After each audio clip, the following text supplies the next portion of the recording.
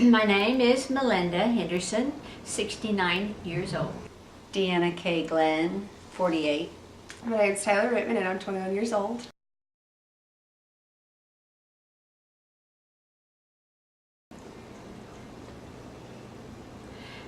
Actually, due to the courses that were offered to girls that were more popular, which were typing, shorthand, some business courses, I always thought that possibly I would be a secretary. However, I was able to take some science classes which stirred my interest much more than the secretarial courses did. And back then the choices appeared to be either being a secretary, a nurse, or a teacher. I don't know if I had any particular aspirations of, what I wanted to be, other than I knew I wanted to have a career and I wanted to be financially secure. I don't know, when I was younger, I don't think I really knew exactly. Probably just definitely something in the medical field. So you wanted a career? Yes. Did you ever see yourself as like a stay-at-home mom with 6 kids? Definitely not. I could never see myself staying home every day, especially after watching our mom work hard every day.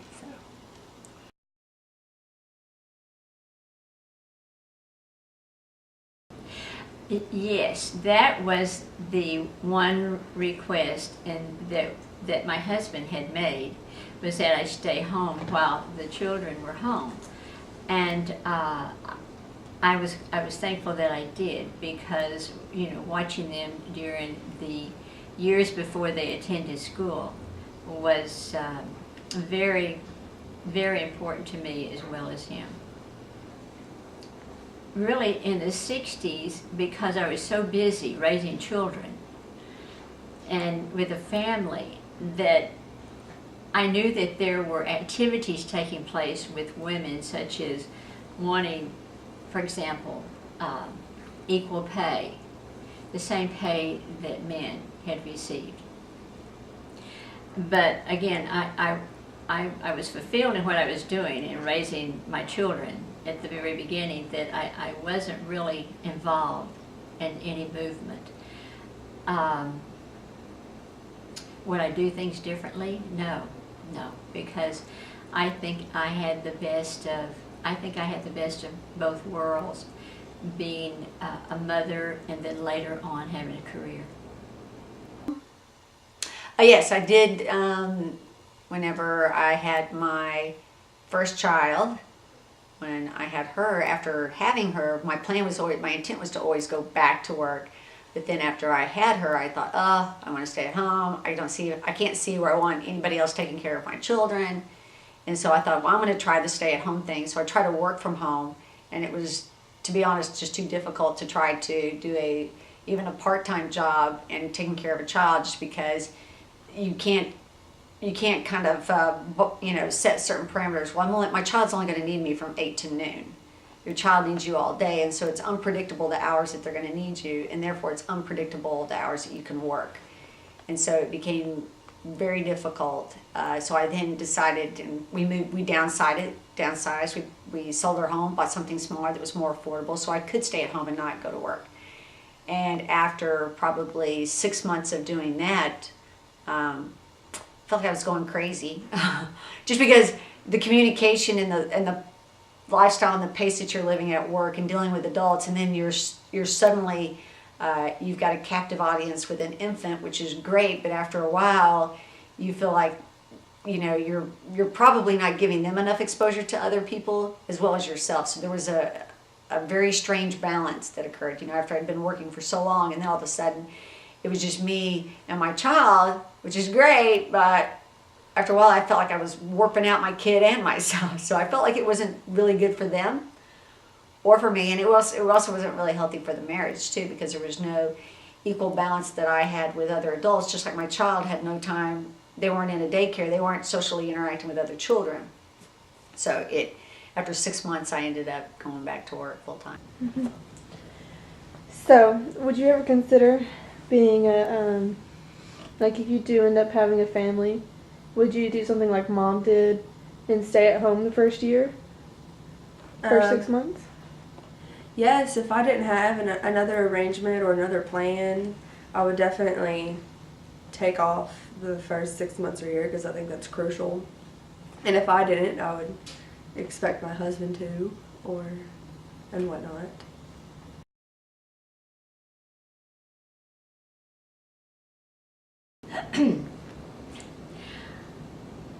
My daughters, probably because I was working during that time, going to school and working when they were in school.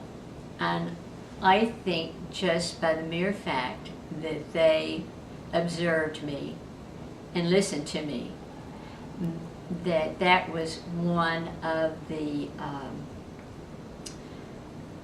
that's one of the components of their strong makeup, is knowing what their mother did and some of the struggles that she went through, and how it was important not only to me but to their father, that there was fairness. I think that they go forth in the workplace, and where they see a lack of equality and unfairness, they react. But they don't, I believe, react in I would say a aggressive and unprofessional way. They act professionally when they do it, because I think they also take the data and they sort out that information of how they're going to respond, which is a very important. Critical thinking is an important component of that. Yeah, so, when I got divorced, which the children were, I think, 5 and 3 or 6 and 4 respectively, it was tough. It was very challenging because you always feel like you're not doing enough for your kids. You're not providing them, both the father and the mother at the same time. It's kind of like time with one, then time with the other one. So you don't really feel like you've got that true family nucleus going. So you feel like you're giving a disadvantage to your children and not providing them the best. My kids were very resilient, and I'm very proud of my children. Brooke and Taylor did. They managed to be successful and strong in spite of their parents not being able to create a strong marriage. So there's that tough side as a parent. You feel like you're kind of, you're sucking at this and you're not doing it right. And then there's that other side where you see these brief glimpses where your children, they seem to be progressing and seem to be good in spite of it all. And you're like, oh, okay, well maybe I didn't totally muck it up, And so it was tough, but then at the same point in time, I was thankful for the advantage of having a lot of quality time, just me with my girls, so that it was just us and kind of the 3 amigos, the 3 chicks, whatever you want to call it. I think we got to form a stronger bond that maybe we wouldn't have had the opportunity to if we had been, maybe like what some people would call a normal family. I think I'm just very thankful for the time I had with my kids. So do you think you achieved that perfect balance of mom and working mom? I don't think it was perfect. I don't think it's ever perfect. I think I could have done things different. I could have always made different decisions, but I made the decisions I thought were right at the time. And I thought I was making decisions, and I still believe I was making decisions that were in the best interest of my children. And so, could have done better? Yes. Is it? But it was maybe the best you can do at that point. So knowing that Taylor and I are going to be facing these same things when we get older, how do you feel about that? Well, I hope that if you have to, I wouldn't wish divorce on anybody, but all I want is my girls to have the tools to make good decisions, and as I always say, better decisions than I made. again, no, not necessarily regrets or anything like that, but I want their life to be easier, because it's not easy being a single mom. But I wouldn't trade my situation or my girls for anything, and I know I did what was right. I didn't want them to be in a household where there were parents fighting all the time. So I hope, if anything, they've learned that you can. I want my girls to feel strong and confident. They can do whatever they want. They can have the family. They can have the job. They can be married. They can choose not to be married. The choices are theirs, and they are. And I know my girls are both strong enough and smart enough to, pick what they want to do and go make it happen. I just want them to have that confidence, and I want them to know that I'm going to always be here to support them in whatever they wanted to do. And what would you want for your kids if you had girls? Would you want them to grow up and have a career just like you? Yes, I would. I would want them to be able to be independent, because what are you going to do when you grow up? What if they don't have someone to take care of them, or I can't be there for them? You want them to be able to work and provide for themselves and be strong, independent women that would make it on their own. And I just feel like if you should live up to your potential, just because you're a woman doesn't mean you should look for a man who can provide for you and just settle. You should work your hardest.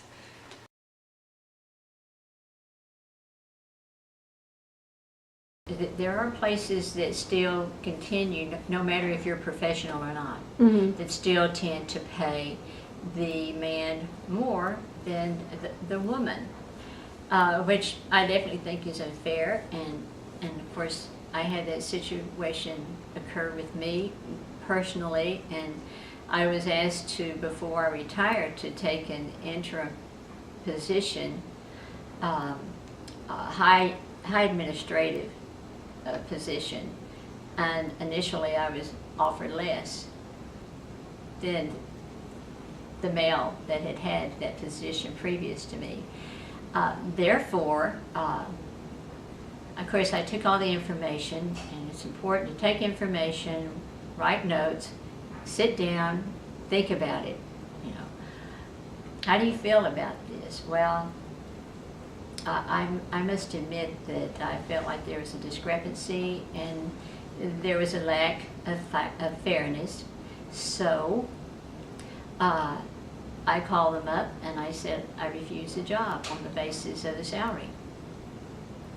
I said, because I'm well aware of what the requirements are for the job, because I have participated in those for the last 5 years. So I had an extensive amount of information and also work-related duties compared to that.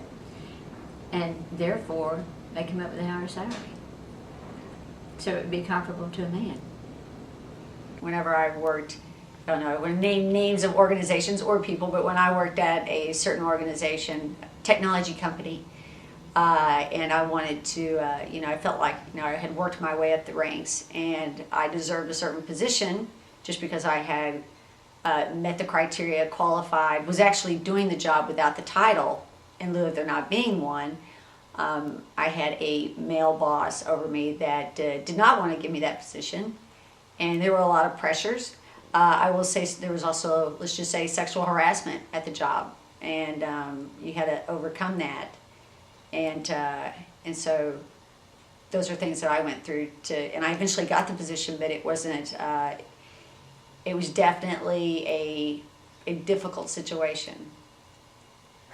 Well, I guess I can't say too much because I'm not out in the work field yet. I don't have my career yet. I'm still in college, striving in nursing school, but I know I'll probably have a lot more to say in the matter when I am working.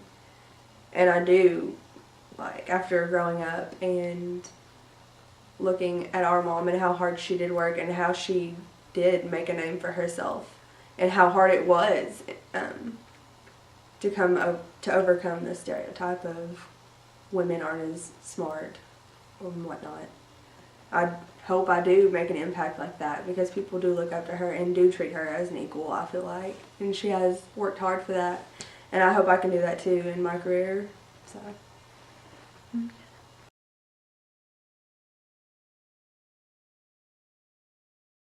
Do I feel like it's more complicated for the women of today?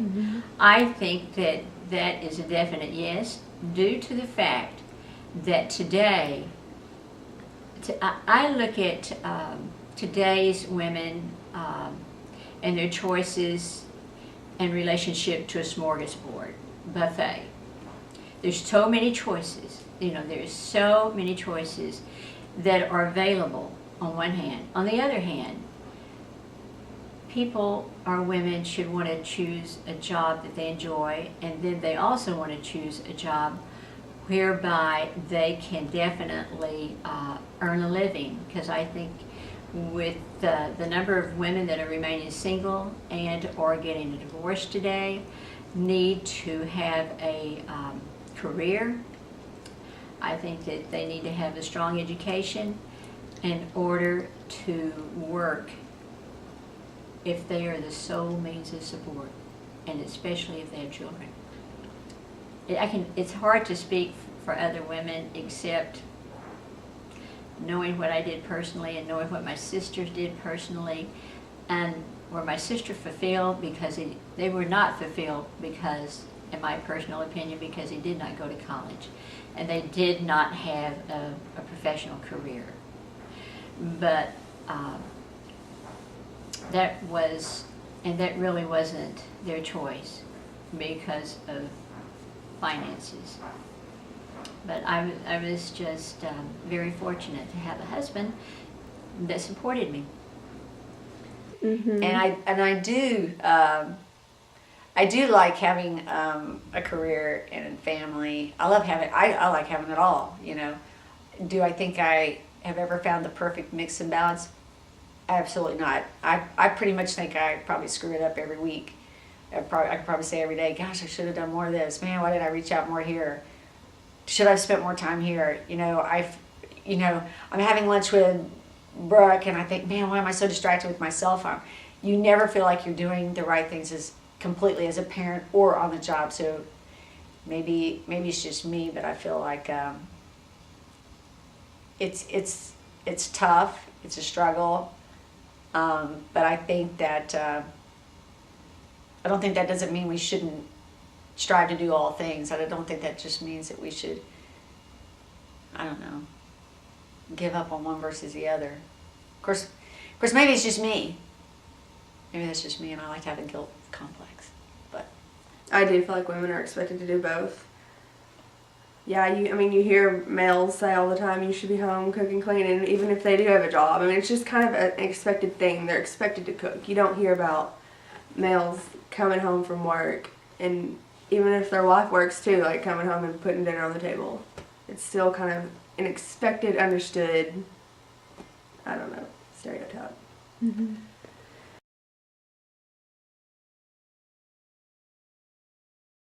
Every individual woman makes their own decision.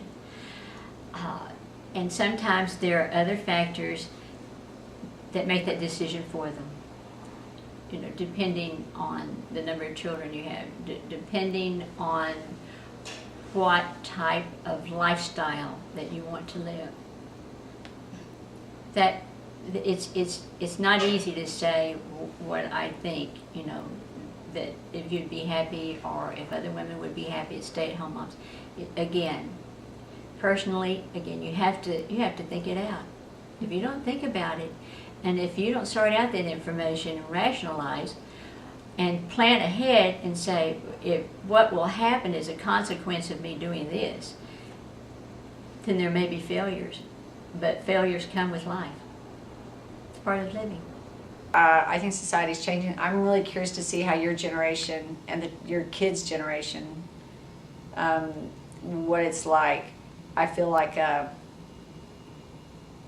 technology and just how we work and how we interact and social this, and we didn't have cell phones. We didn't have any of that. I feel like, so information and the opportunities are going to be, I think, inherently different for the future generations. So I think you're seeing more influence from, it used to be kind of like government and media driving a lot of influence on how society was. Well, now what you see is a pushback. It's really all about individuals and people, like it'll be you guys and it'll be your kids, that next generation, that are really driving what's perception. Because so now you see the shift. It used to be organization and media coming at us. Now people and individuals and your kids and you guys are coming back saying, no, that's not right. And so I think in the end, that voice, that perception, what should people be? What should they look like? Should they be good looking? Should it be a woman running for this or what?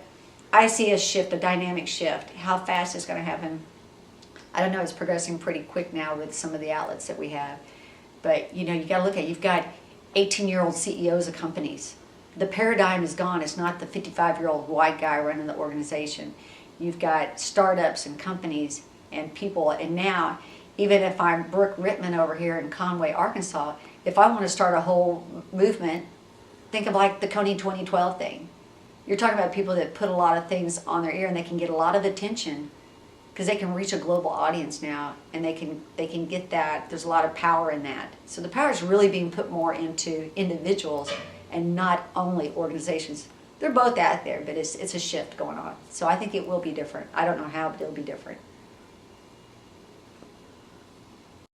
I do think every person has a chance to be successful, to, you know, have that choice. Like, do you want to be hard-driven, working, career woman? I mean, and it really all does depend on what makes you happy. What do you want to do with your life? And that puts a big impact on where you'll go. I do think, I mean, my opinion and my whole life experience, I would definitely say go for it. You know, definitely work hard and have the career that you want.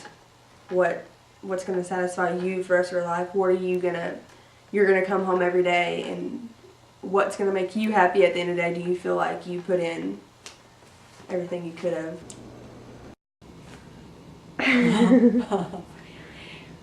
Any last words? No.